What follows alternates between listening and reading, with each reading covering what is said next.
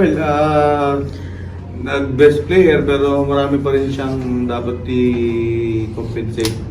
Especially yung ano niya, yung kabuuan. Kasi andun na siya eh, na-process eh. Nung una, nananalo, may talo. Yun, nanalo, na siya, nag-best player na siya. So, meaning, we're happy kasi nga, nadadala niya na eh. Pero again, marami pa siyang dapat i-improve, yung agility niya, yung confident taas, baba lang naman yan.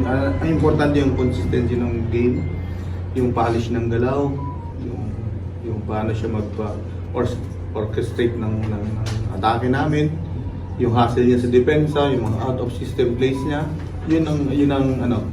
Ganun din sa serve, actually wala pa siya doon sa taas ng reach niya sa block. So little by little, natsaga na nga namin siyang hintayin ng medyo matagal. So ngayon pang naandito na siya. So hindi kami humingi ng sobra-sobra. Yung tama lang. As long as kaya niya i-deliver yung maximum reach or maximum jump para sa block. So yun naman tinitingnan namin this time. Hanggang sa dulo, makompleto niya na. Medyo mahaba-haba pa yung season. So nag-i-ensayo naman kami. So yun, we're happy kasi nakabalik na siya.